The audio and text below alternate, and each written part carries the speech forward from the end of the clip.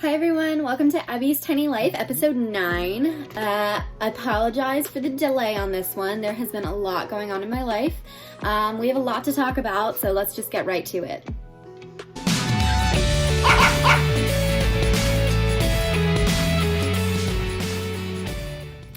First things first, we're heading up to North Carolina, where most of this episode is going to take place to look at my tiny house, and I'm going to talk a little bit about insurance, but let's go to North Carolina first to look at my house.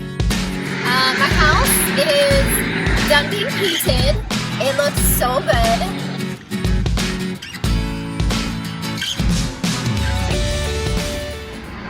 So this is inside my tiny house. I am 5'1" 3/4" for reference. So this, the top of this, or the bottom of this beam right here is 6'2", I think, or 6'1".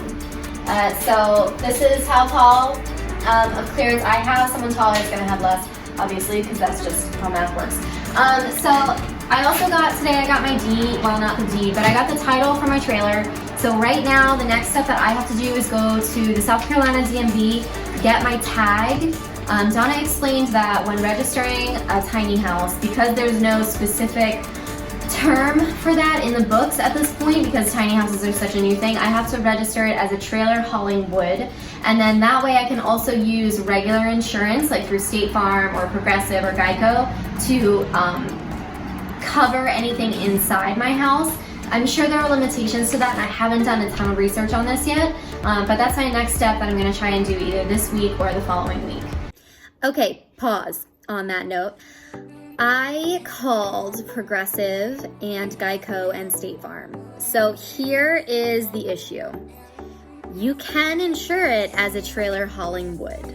The issue is you have to, I don't want to say lie to the insurance company, but you have to be a little sneaky about how you explain your trailer. I am not a very good liar. Not that we're lying. I'm not a good fibber, and I couldn't get away with it. By the end of all 3 of those calls, I ended up telling them that I had a tiny house, and they were like, oh yeah, no, we don't insure that. I ended up getting insurance with Lloyd's of London. They are an insurance company that will cover anything you want it to. It would cover a cup. It would cost you a lot of money to cover a cup, but they would do it. So my insurance is a little over $1,000 per year, which is more than I wanted to pay, but it does cover my house. They also have transit insurance, which I can buy per time I need to move it, which is $80 a day. Again, that's pretty expensive. I'm not saying this is cheap, and if I eventually use my house to move frequently, like I use it as a travel, RV, basically, I would probably need to look into getting some other type of coverage. But for me right now, I'm just moving it from one spot to the other, and then it's going to be at the next spot for an extended period of time, hopefully. Big break.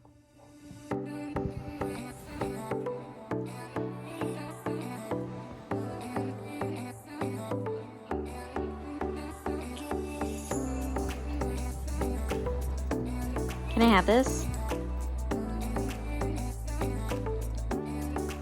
The diesel tubers. But it looks really good right now. Things are coming together. They're gonna put the floor in this week, and I'll show you a picture of that. This is what the floor is gonna look like. It's like this brown gray stuff, and I was originally going to do like a hardwood type floor, but it's heavy, and it's also, I'm kind of up against my budget at this point because the price of wood is skyrocketed, so I'm actually really struggling to hit where I'm supposed to be within my loan limit. So we have to go on a cheaper option. So we're doing a laminate flooring, which will still look really good. We're gonna put it in, and it'll be covered with furniture and stuff anyway, so you won't really see it that much. But yeah, this is what it looks like. I'm gonna put a coat rack on this wall, and it's going really well, and I'm trying to decide if I want to put 2 coats of white paint on this or just leave it the one. You can still see the texture of the wood through one, but I might want to put 2 in case I spill on it and I need to cover it up.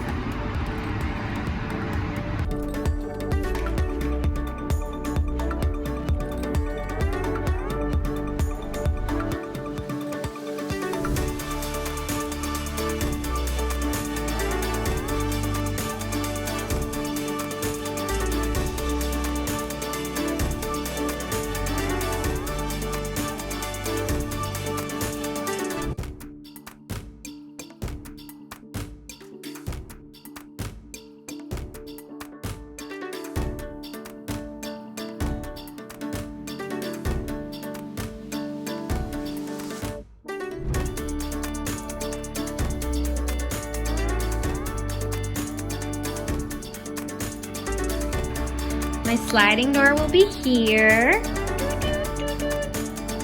My tub is gonna fit perfectly in this little space, but I'm not gonna have a lot of other room. And then I'll have a shower curtain that like circles around the tub. That's my little bathroom window. I still need to pick out a sink to go against this wall. And then my washer and dryer are going to go here. And here is where they'll hook up. Hot water, cold water. And that's my toilet.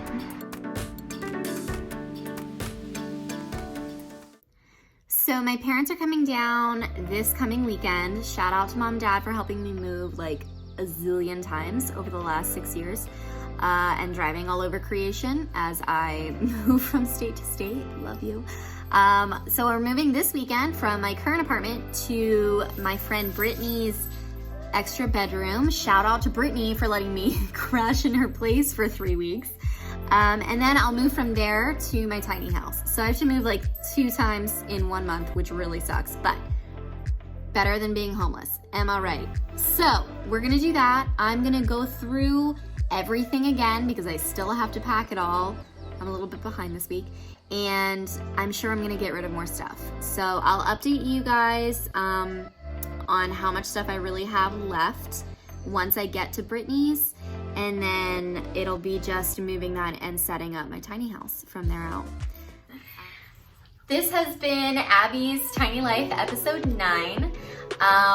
Things are super coming together. My house has walls and everything. I'm so excited to see what it looks like next time. There should be floor and maybe some appliances, so we'll see. I really hope that by the end of March I can show you guys a video of the final product. After everything is done and I moved in, it's gonna be awesome.